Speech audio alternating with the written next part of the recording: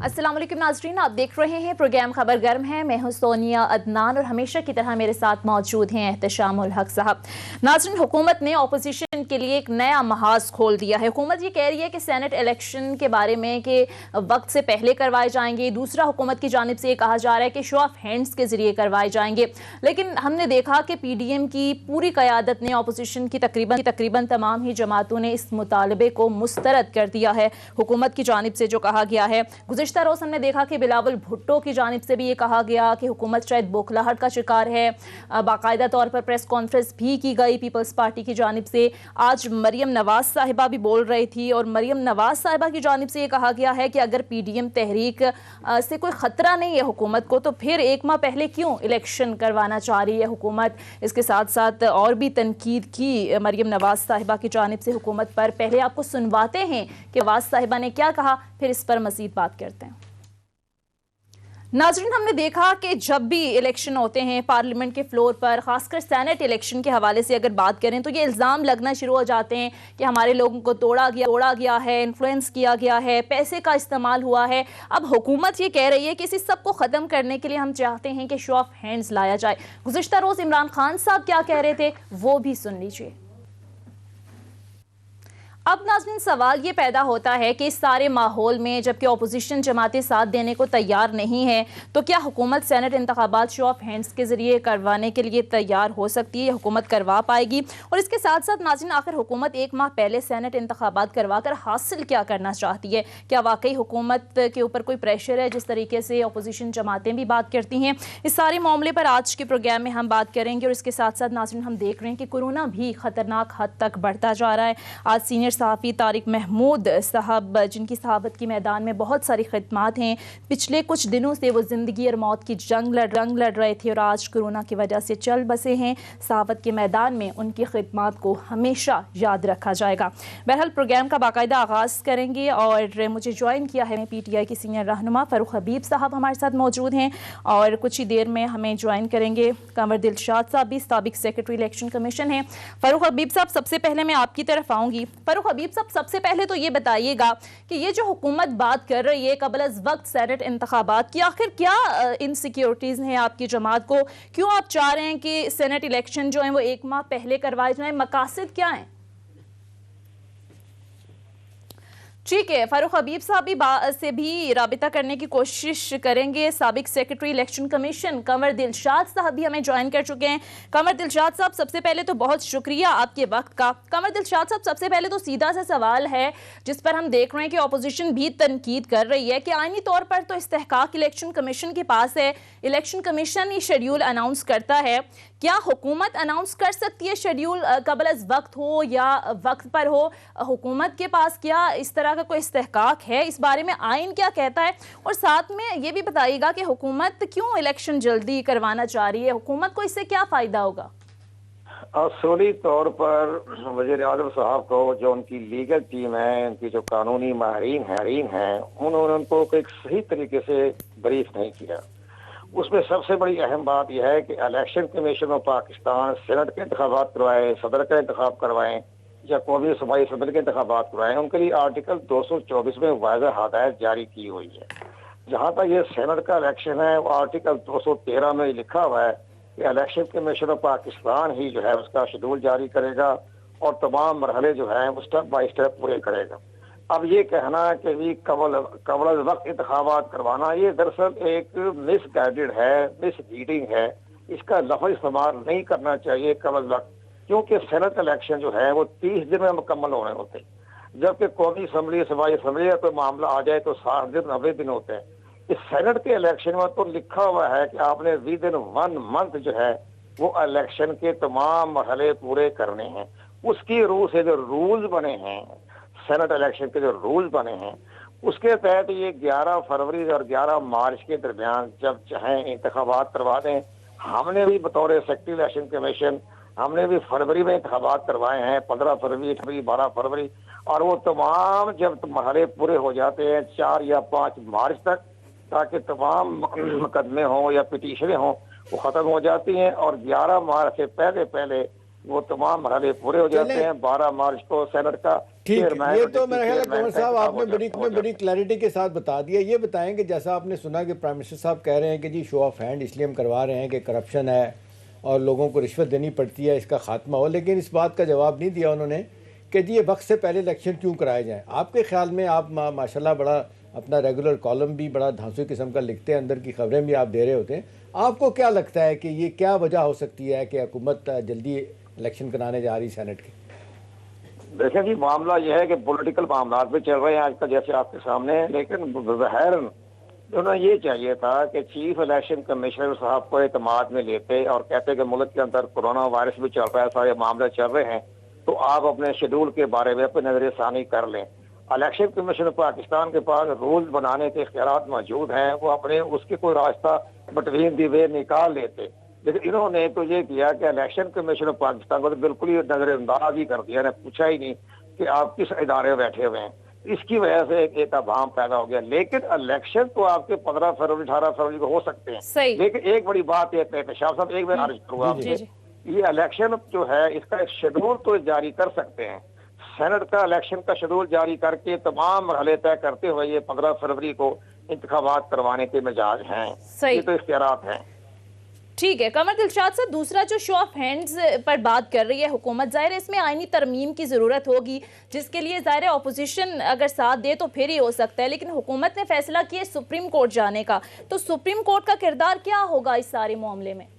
ये मुझे तो अटॉर्नी जनरल पाकिस्तान की मंतक समझ नहीं आई। हमने भी पूरा आइन और कानून पढ़ा हुआ है, वो ठीक है अपनी जगह, बहुत पाकिस्तान के माया नाज कानूनदान हैं, लेकिन सबसे बड़ी अहम बात यह है कि अगर आप आर्टिकल 186 के तहत सुप्रीम कोर्ट ऑफ पाकिस्तान में सदारती रेफरेंस दाखिल करते हैं, तो सुप्रीम कोर्ट ऑफ पाकिस्तान तो आपको ओपिनियन दे सकती है ना, राय दे सकती है ना, उनको हुक्म तो नहीं दे सकती, हदायत तो नहीं तारीख कर, वो ये कहेगी कि आप उसको कानून साजी कर ले, जैसे उन्होंने जनरल कमर बाजवा के बारे में कहा जी आप कानून साजी कर लें।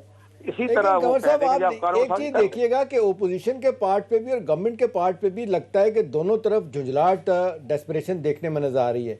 जिस तरीके से खबरें आ रही सियासी तौर पे कि ओपोजिशन परेशान भी है और गुस्से में भी है कि जी सेनेट के इलेक्शन से पहले पहले हुकूमत को हटाना है, उनको भी लग रहा है कि अगर ये इलेक्शन हो जाते हैं तो मेजॉरिटी हो जाएगी पीटीआई की। दूसरी तरफ हुकूमत को क्या मुसीबत पड़ी है, हुकूमत को कहीं आपको लगता है, डर लग रहा है कि खुदा ना खास्ता सैंड पैकिंग वाला मामला इनके साथ भी हो सकता है उससे पहले? एहतशाम साहब, बात ये आपने देखा होगा, ये एक जो है ना मेजॉरिटी सेनेट के इलेक्शन में हमेशा मुतनाज़ा बनाया। 2009 के जो सेनेट के इलेक्शन हुए तो उन्होंने कहा जी नवाज शरीफ की पार्टी आ जाएगी, हम असम्बलियाँ तोड़ देंगे, डिजार्व कर देंगे, वो भी गुजर गया। 2012 में भी यही चीज हुई, अब 2015 में भी यही मामला हुए कि जी एक मेजॉरिटी पार्टी जो है वो ले जाएगी। कुछ भी असर नहीं पड़ा, इनके 7-8 वोटरों फर्क पड़ेगा। अगर इलेक्शन हो जाते हैं तो 4 सीटें तो वो ले जाएंगे, अपोजिशन बाकी 55 सीटें वो ले जाएंगे। इसलिए ये सब महज एक मामला है, पॉलिटिकली मामला, इससे सेनेट का कोई फर्क नहीं पड़ता इसमें। ठीक है कमर दिलशाद साहब, आप साथ ही रहिएगा। मुझे ज्वाइन कर चुके हैं पीटीआई के सीनियर रहनुमा फारूक हबीब साहब। फारूक हबीब साहब, आपके वक्त का शुक्रिया।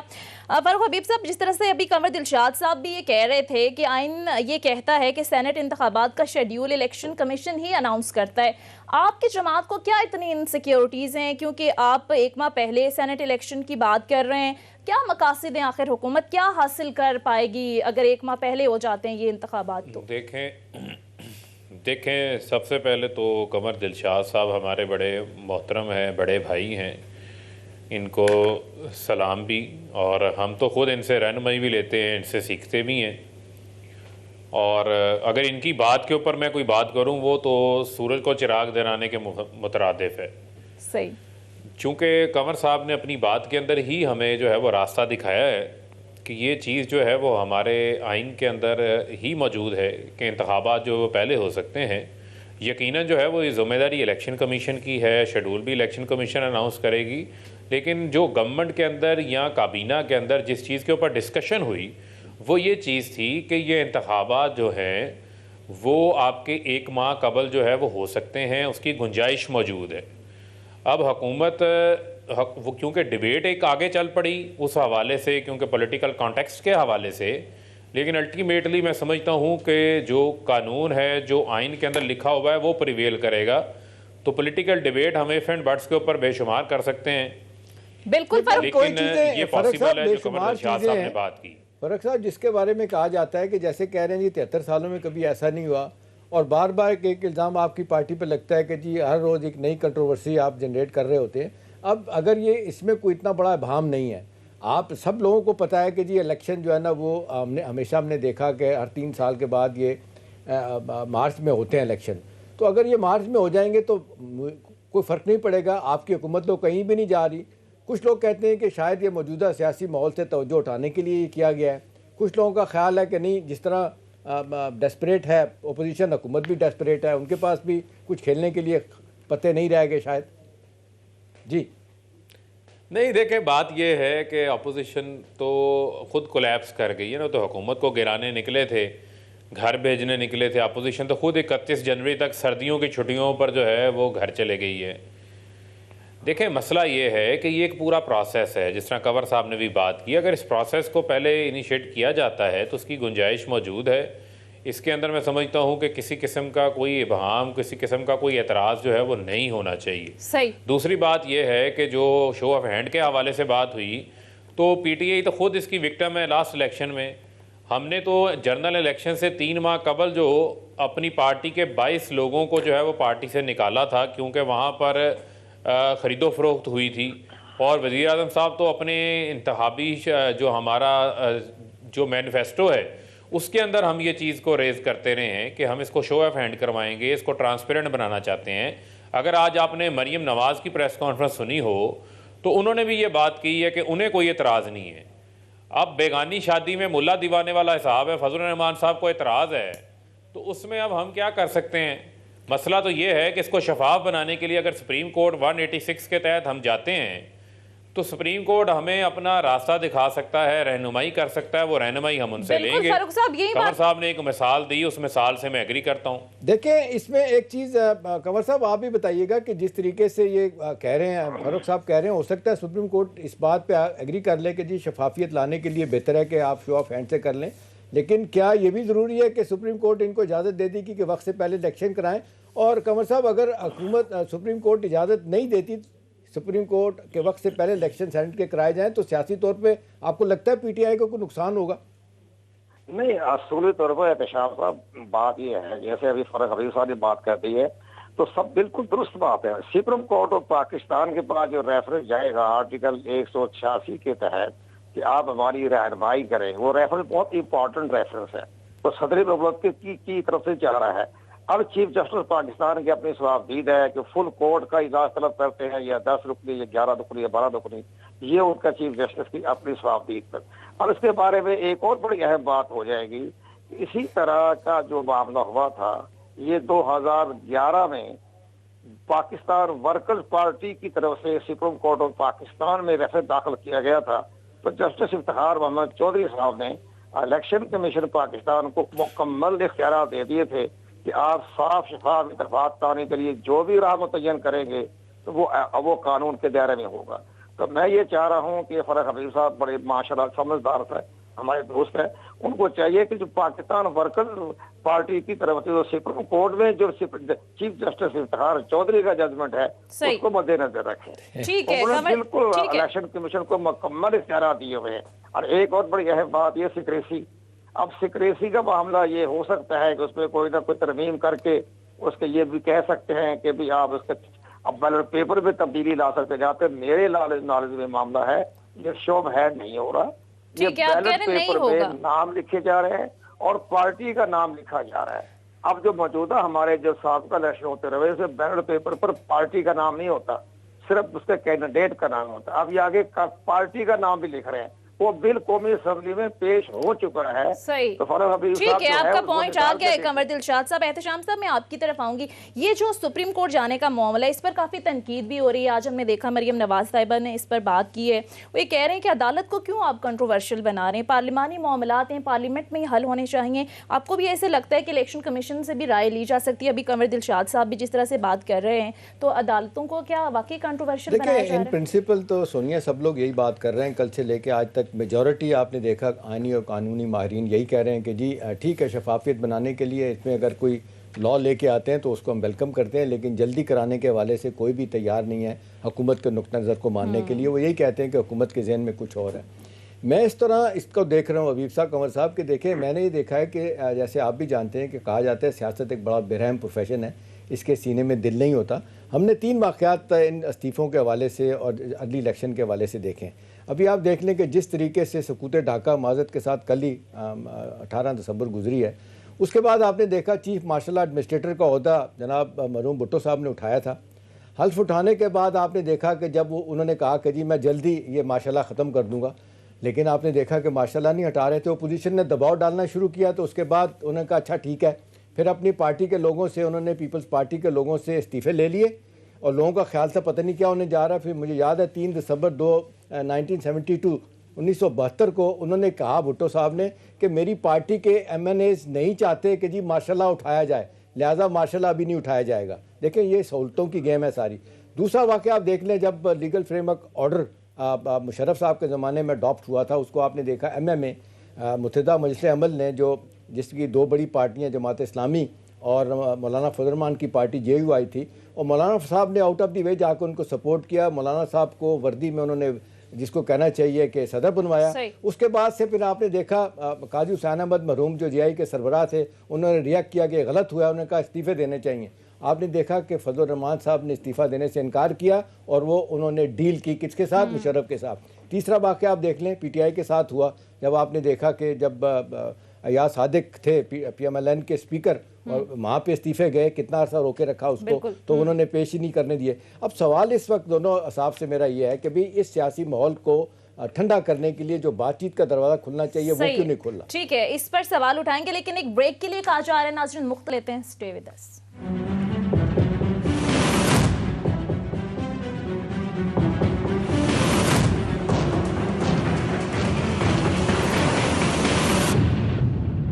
ब्रेक के बाद खुशामदीद फ़ारूक हबीब साहब हमारे साथ मौजूद हैं। फ़ारूक साहब, मैं आपकी तरफ आऊँगी। अभी जिस तरह से एहतशाम साहब भी ब्रेक पर जाने से पहले बात कर रहे थे कि माहौल एक ऐसा पैदा हो गया है कि ना हुकूमत बैकफुट पर आने के लिए तैयार है, ना ही अपोजिशन, तो आप नहीं समझते कि मुज़ाकरात का कोई रास्ता निकलना चाहिए? और इनिशिएटिव हमेशा हमने देखा कि हुकूमतें ही लेती हैं। ज़ाहिर है जल से जुलूसों से हुकूमतें गिरा नहीं करती, लेकिन ज़ाहिर है अगर लॉन्ग मार्च की तरफ आती है अपोजिशन तो फिर सियासी अदम इस्तेहकाम पैदा होगा, सियासी अदम इस्तेहकाम होगा तो मुआशी अदम इस्तेहकाम होगा, जिससे ज़ाहिर है नुकसान तो मुल्क का है, आपकी हुकूमत को होगा।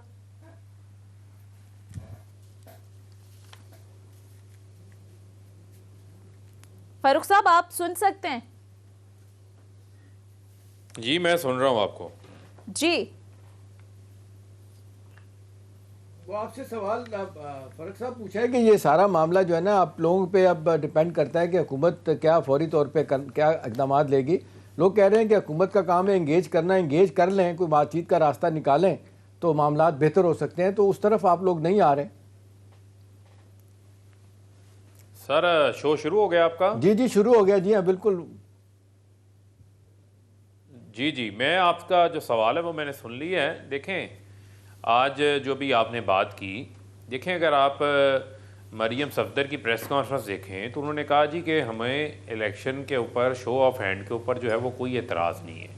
यही बात तो वज़ीर-ए-आज़म इमरान खान साहब जो है वो बार बार इन्हें करते हैं कि आप एहतसाब के अमल के ऊपर जो NRO लेना चाहते हैं, उसके अलावा कौमी एजेंडे के ऊपर हर चीज़ के ऊपर हम बात करने को तैयार हैं। और मैं ये समझता हूँ कि यही वो चीज़ें हैं, चाहे वो इलेक्शन रिफॉर्म्स हैं, आइंदा 2.5 साल बाद आने वाले आम इंतखाबात हैं, और चाहे वो सेनेट के इंतखाबात हैं, चाहे और दीगर कौमी अहमियत के हामिल इशूज़ हैं, उनके ऊपर मैं समझता हूँ हम बात कर सकते हैं। अगर इनको कोई एतराज़ नहीं है, हमें कोई एतराज़ नहीं है, तो इसका मतलब इस नुक्ते के ऊपर तो एक कंसेंसस मौजूद है। तो इसी तरीके से बहुत सारी ऐसी चीज़ें होंगी जहाँ पर मिल बैठ के कंसेंसस मौजूद होगा, वहाँ पर मिल बैठ के कौमी असम्बली के ऊपर जो है वो आप डिबेट करके मामलात को आगे बढ़ा सकते हैं। लेकिन अगर कोई ख्वाहिश है, मैं ना मानूँ कि या फैटफ के बिलों की डिस्कशन के दौरान जो 34 नुकाती NRO का बिल तैयार किया गया, जो नैब के अंदर अमेंडमेंट्स लाना चाहते थे, जिसमें चेयरमैन नैब की मुद्दत को कम किया जा रहा था 4 साल से 3 साल, प्रोसिक्यूटर जनरल की मुद्दत को कम किया जा रहा था, जिसमें जो है वो 1 अरब से ज़ायद के केसेस जो है वो नैब नहीं सुन सकता, उसके नीचे से केसेस को 1999 से पिछले केसेस को नहीं सुन सकता, या 5 साल बाद जिस बंदे को नैब अदालत से सज़ा होगी वो 5 साल बाद उसकी सज़ा ख़त्म हो जाएगी, वो इलेक्शन लड़ने के अहल होगा। इस किस्म की पूरी विश लिस्ट थी जो कि नवाज शरीफ को और इनके दीगर लोगों को सूट करती थी। और उसका मतलब ये था कि एहतसाब के इदारे को ताला लगा दो। लेकिन हम कहते हैं वो एनआरओ ना मांगे, कौमी अहमियत के हामिल इश्यूज के ऊपर बात करने को तैयार हैं, उसके ऊपर एंगेज करने को भी तैयार हैं। लेकिन फारूक साहब, अब माहौल एक ऐसा बन गया है कि किसी ना किसी को तो बैकफुट पर आना ही होगा। अगर अपोजिशन कहती है कि हमारे साथ ज्यादती हो रही है, नैब के कानून के तहत वो ये कहते हैं हमें पहले हिरासत किया जाता है फिर गिरफ्तार किया जाता है। हमने देखा कि हाई कोर्ट के भी रिमार्क्स रहे हैं, आज सुप्रीम कोर्ट की जानिब से भी बात की गई है नैब के खिलाफ, और ये बयानात भी आते रहे हैं, ये रिमार्क्स भी देती रही है अदालत की पॉलिटिकल इंजीनियरिंग करता है, बगैर सबूत के इतना अर्सा लोगों को अंदर किया जाता है। तो आप नहीं समझते कि अगर मिल बैठकर, अगर अपोजिशन कह रही है तो बात करने में क्या हर्ज है, मिल बैठकर बात की जाए? देखें बात यह है, ऑपोजिशन यही तो चीज़ कह नहीं रही। आप देखें बिलावल का बयान उठाएं, आप जो साहबका वज़ीर आज़म है शाहिद खाकान अब्बासी, उनका बयान उठाएं, वो कहते हैं जी नैब के इदारे को ही बंद कर दें, अकाउंटेबिलिटी को ही ख़त्म कर दें। देखें बुनियादी चीज़ ये है, जहाँ पर जमहूरियत होती है, जहाँ पर इख्तियारात होते हैं, वहाँ पर अकाउंटेबिलिटी भी होती है। यहाँ पर जो है वो जंगल का कानून नहीं है कि अगर आपके पास इख्तियारात हैं और आपने मनसब के ऊपर बैठकर आप ख़जाने को लूटा हो, अपने इख्तियारात का नाजायज़ इस्तेमाल किया हो, तो उसके ऊपर आपकी अकाउंटेबिलिटी भी ना हो। लेकिन मसला ये एक चीज़ तो बड़ी वाज़े तौर पे लगती है ना, तो केसेस साबित हो गए। देखें ये अगर इस पे कोई रिफॉर्म नहीं अगर होती और नैब लॉ को रिफॉर्म नहीं किया जाता, तो फिर जिस वक्त फ़र्ज़ करें कि कल कोई पीपल्स पार्टी PMLN आ जाती है और यही लॉ रहता है, तो हमने तो यही सुना है कि जो अदारे हैं हमारे वो भी यही कह रहे हैं कि ये आप लोगों के साथ भी फिर यही कुछ हो रहा होगा, आप लोग भी अंदर जाएंगे तो बेहतर है कि इसको ठीक कर लें। नहीं, देखें बात ये है, देखें कुछ चीज़ें ऐसी हैं, मैंने आपको पहले कहा कि आपने एहतशाम साहब वो 34 निकात की लिस्ट सब मीडिया को मिल गई थी। वो 34 निकात को अगर आप पढ़ें तो वो तमाम निकात पर्सन स्पेसिफिक थे, उसमें कोई ऐसी शिक शामिल नहीं थी जिससे आप नैब के कानून को बेहतर बना रहे हो, जिससे आप एहतसाब को कड़े एहतसाब के लिए कानून साजी कर रहे हो। हम तो कहते हैं आए नैब लॉ के ऊपर भी तरमीम करनी है, आए कर लेते हैं, लेकिन वो ये नहीं होनी चाहिए कि उसकी आड़ में आप कोई फेवर मांगें। आए उसको बेहतर करना चाहते हैं, उसको आपको 90 डेज़ के ऊपर जो है वो रिमांड के ऊपर इख्तलाफ है, आपको चेयरमैन की जो लामहदूद इख्तियारात के ऊपर इख्तलाफ है, आपको नैब का प्रोसिक्यूशन सिस्टम को ठीक करना है, आए करें। आपकी दोनों की 5-5 साल हुकूमतें थी, इन्होंने तो नहीं किया। ये बिल्कुल सही कह रहे हैं, मौका मिला था ना, ये बिल्कुल सही कह रहे हैं, इन्होंने नहीं किया। इन्होंने मिसाके एहतशाम साहब, इन्होंने तो मिसाके जमहूरियत करके मजाके जमहूरियत बना दिया था। मिसाके जमहूरियत में तो बड़ा वादे लिखा था कि एक दूसरे के खिलाफ जो है वो कार्रवाइयां नहीं जाएंगी। काला कोट पहन के, ठीक है, काला कोट पहन के मेमो गेट में सुप्रीम कोर्ट गए थे ना। ठीक कह रहे हैं आप। अच्छा देखें, मरियम साहबा को जो आपने कोट किया है, वो एक तरफ तो ये कहती है हमें कोई इतराज़ नहीं है शो ऑफ हैंड से, दूसरी तरफ वो इतराज़ कर रही हैं कि वक्त से पहले इलेक्शन का। अभी दो चीज़ें हैं जो लोग आइनी मारीन बात कर रहे हैं कि जो सुप्रीम कोर्ट पे जब आपका केस जाएगा तो उसमें मुश्किलात पैदा हो सकती हैं। आइनी बुरहान का लफ्ज़ इस्तेमाल किया जा रहा पैदा हो सकता है। वो इस तरह कि देखें, ये जो सेनेट के इलेक्शन होते हैं ये मुतनासिब नुमाइंदगी प्रोपोर्शनेट रिप्रेजेंटेशन के तहत होते हैं, और इसमें इलाकाई पार्टियाँ, रिलीजियस पार्टियों की भी आप देख लें कि नुमाइंदगी होती है। अगर शो ऑफ हैंड से होगा मामला तो हो सकता है उनका सफाई हो जाए, तो आप नहीं समझते इससे बुरहान पैदा होगा, फिर हुकूमत इससे कैसे निपटेगी और क्या सुप्रीम कोर्ट इसकी इजाज़त दे देगी? नहीं, एहतशाम साहब, आपके सवाल में ही आपका जवाब है। देखें, मुतनासिब नुमाइंदगी का मतलब ही ये है कि एक तो देखें इसमें सीटें तमाम सूबों की बराबर हैं, ठीक है, और इसमें यह नहीं है कि किस पंजाब की सीट्स ज़्यादा हैं या बलूचिस्तान की, सबको जो है वो बराबर नुमाइंदगी है उनकी अपर हाउस के अंदर। इसी तरीके से जिस पार्टी की जिस सूबे के अंदर जिस तनासब से उनकी सीट्स होंगी, उस तनासब से जो है वो उनको सेनेट के अंदर नुमाइंदगी मिल जाएगी। अब उसकी रेशो जो है वो हर सूबे के अंदर जो है वो अलग अलग है, उसका जो मेयार है वो उस सूबे के अंदर मौजूद जो सूबाई असम्बली की सीट्स हैं उनके ऊपर डिपेंड करता है। अब मिसाल के तौर के ऊपर जो पंजाब में एक सेनेटर जो है वो गालिबन, मेरे ख्याल में आप मुझे करेक्ट कर दीजिएगा, वो 40 से 45 जो है वो MPAs की सीट्स के ऊपर जाकर जो है वो मुंतखब होता है। मे भी मैं इसमें रॉन्ग हूँ मैथ्स के अंदर, लेकिन अगर आप उसको बलूचिस्तान में करेंगे तो डिवाइड करेंगे तो वो बहुत ही कम तादाद है, वो 6 या 7 या 8 या 10 मेंबर्स की बुनियाद के ऊपर एक सेनेटर मुंतखब होता है। तो मैं ये समझता हूँ कि जिस जिस पार्टी की जिस सूबाई असम्बली में जितनी नुमाइंदगी है उस तनासुब से जो है वो उनको सेनेट के अंदर आपके ख्याल में इससे कोई फर्क नहीं पड़ेगा? चीज ये है, इससे कोई फर्क नहीं पड़ेगा। लेकिन वो जो बात ये है, इस्तीफों की जो बात मरियम कर रहे हैं साहिबा ने फारूक आज- साहब, वो जो कह रहे हैं कि जिस तरह बिलावल साहब कहते हैं कि जी सिंध असम्बली की हम कुर्बानी देने के लिए, हुकूमत छोड़ने के लिए तैयारी कर रहे हैं, अपना कुर्बानी भी दे देंगे। अब कुछ आनी मारिन मैं देख रहा हूँ ये कहते हैं कि सिंध असम्बली से अगर जिन लोगों ने रिज़ाइन कर दिया MPs ने, उसके बाद सेनेट का अगर आप इलेक्शन कराएंगे तो वो सिंध असम्बली की रिप्रेजेंटेशन वहाँ पे नहीं होगी, लिहाजा ये आनी तौर पे ठीक नहीं होगा। देखें, बात ये है, फिर मैं आपको कहूँ उसके ऊपर उनकी ही पार्टी के जो रहनुमा हैं एतजाज़ अहसन साहब, वो आइन की रूह से पूरी कौम की नुमाइंदगी फरमा चुके हैं हर टीवी चैनल के ऊपर आगे। और मैं ये समझता हूँ कि बिलावल साहब इधर उधर से मशवरे ना लें। एतजाज़ अहसन साहब उनकी पार्टी का हिस्सा हैं और वो कहते हैं ना, बगल में बच्चा शहर में ढंढोरा, उनको तो उन्होंने खामोश करा दिया कि आप बात मत करें। वो सुन वो लेना, कह रहे हैं कि पार्टी के अंदर बात करें। खोसा साहब ने कल हमारे प्रोग्राम में उनको कंट्राडिक्ट किया है। एक मिनट। देखें, एतजाज़ अहसन साहब जो है पीपल्स पार्टी से अगर हट के बात करें तो एक आईनी माहिर के तौर के ऊपर तो उनकी पहचान है और वकील के हवाले से भी उनकी पहचान है, और जो अदलिया बहाली मूवमेंट के अंदर उनकी फोर फ्रंट के ऊपर किरदार रहा वो भी एक उनकी पहचान है। तो मैं ये समझता हूँ कि कुछ शख्सियात ऐसी होती हैं जो कि पार्टियों से भी मैं समझता हूँ कि उनके कद बहुत आगे निकल चुके होते हैं। एतजाज़ अहसन साहब उन लोगों के अंदर शामिल हैं जिनका क्रॉस द बोर्ड एहतराम भी है, और ये वो लोग हैं जो हमेशा ठीक है, आप कह रहे हैं कि अगर ऑपोजिशन इस्तीफे देती भी है तो फिर सेनेट इलेक्शन पर कोई फर्क नहीं पड़ता। इस पर मजीद भी बात करेंगे। जी, कोई फर्क नहीं पड़ता। दूसरी सोनिया, एक मिनट मुझे जरा प्लीज, मैं मरियम साहिबा की बात जो उन्होंने कंट्राडिक्शन की ना जी, वो ये एक तरफ तो ये कहते हैं कि सेनेट के हाथ उठाकर शो ऑफ हैंड से अगर कर लें इंतखाबात तो हमें कोई एतराज नहीं, दूसरी जानिब वो कहते हैं हमें एतराज है पहले इंतखाबात करवाने से। देखें, मसला ये है, इनको क्यों एतराज है? ये तो खेलना ही नहीं चाहते, ये तो इस्तीफे दे के कह रहे हैं कि हमने तो इस्तीफे देने हैं जनाब। 31 एक मिनट वो तो कहते हैं हमने 31 दिसंबर को इस्तीफे पार्टी की आदत को आ जाने हैं, उसके बाद हमने इस्तीफे दे देने हैं। तो आप तो सेनेट में हिस्सा ही नहीं लेना चाह रहे, आप तो इस्तीफे दे के घर जाना चाह रहे हैं। तो फिर आप इलेक्शन मार्च में हो, फरवरी में हो, आपको क्या फर्क पड़ता है? वैसे राना सनाउल्लाह साहब ये कह चुके हैं तो हमें कोई फर्क नहीं पड़ता, आप जब भी करवें। ठीक है, इस पर मजीद भी बात करेंगे। एक ब्रेक के लिए कहा जा रहे हैं नाज़रीन, मुख्तसर ब्रेक लेते हैं। Stay with us.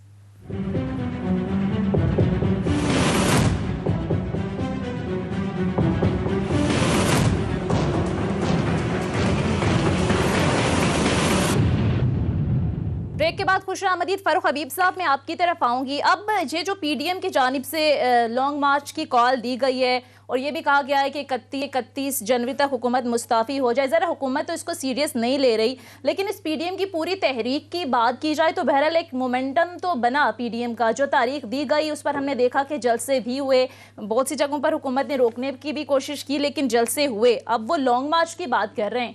अगर तो लॉन्ग मार्च होता है तो फिर हुकूमती स्ट्रैटेजी क्या होगी? आप आने देंगे, धरना देने देंगे या फिर रेजिस्ट करेंगे? वैसे आप लोगों को तो नहीं रोका था मुस्लिम लीग नून की गवर्नमेंट जब थी। तो देखें सोनिया, बात ये है, हम भी तारीख के तालिब इल्म हैं, आप भी तारीख की तालिब इल्म हैं। एहतशाम साहब हमसे सबसे ज़्यादा सीनियर हैं। बिल्कुल, देखें, ये जो मोमेंटम इन्होंने बनाया हुआ है इसकी आवाम के साथ कोई कनेक्टिविटी नहीं है। आवाम ये जानते हैं कि ये क्यों कर रहे हैं, क्योंकि वज़ीर-ए-आज़म साहब ने पहले कहा था कि जैसे जैसे एहतसाब का अमल आगे बढ़ेगा इनके केसेस खुलेंगे। सबको पता है कि इनकी फाइलें बनी हुई हैं, करप्ट हैं, ठीक है, जाली अकाउंट्स हैं, TTs हैं, मनी लॉन्ड्रिंग है, बेशुमार चीज़ें हैं, ये इकट्ठे हो जाएंगे। वही वजह ये सब एक प्लेटफॉर्म के ऊपर इकट्ठे हो गए। अब मुझे आप ये बताएं कि जो लाहौर में जो जलसा हुआ है, मैं तो पीपल्स पार्टी वालों पे मुझे तरस आता है कि बिलावल को ये सोचना चाहिए कि 88 में जब बेनज़ीर एक्साइल से बाहर आई थी तो लाहौर इसी मीनार पाकिस्तान पे जलसा हुआ था। कितना बड़ा जलसा था। 2011 का जो PTI, उस वक्त कोई बड़ी जमात नहीं थी, हमारे कोई MNAs MPs नहीं थे, आम लाहौरी निकला था उस वक्त बाहर। खचा खच जो है वो तिल धरने को जगह नहीं थी। 4 जलसे हमने मीनार पाकिस्तान में किए हैं। ये लोहारी भाटी की गलियों में, तंग गलियों में जलसे करने वाले पटवारियों के साथ पहली बार मीनार पाकिस्तान आ गए और ये जो है आर और पार करते खवार हो गए। ठीक है ना। इसमें एक चीज बताइएगा फरक साहब, आपके पास वक्त कम है। पीडीएम तो शॉर्ट मार्च हो गया, पीडीएम का अच्छा, अभी मार्च हो पीपल्स गया। पार्टी का फरूख साहब आपने जिक्र किया है, आमतौर पे लोग कह रहे हैं कि जो स्कीम ऑफ थिंग्स सियासी तौर पे बन रही थी या बनाई जा रही थी, उसमें गिलगित बल्तिस्तान का इलेक्शन पीपल्स पार्टी ने जीतना था या जितवाना था, वो उस वजह से बिलावल लोग भुनाए बैठे। दूसरा ये लोग कह रहे हैं कि मरियम नवाज साहबा जो है ना बड़ा भरपूर दाना बिलावल साहब को डाल रही है इस हवाले से कि भाई पंजाब में आपकी पार्टी ख़त्म हो चुकी है, आप इसी को हम इलेक्शन अलायंस में तब्दील करेंगे पीडीएम को, और 20 से 25 सीटें पंजाब में उनको ऑफ़र कर रही हैं।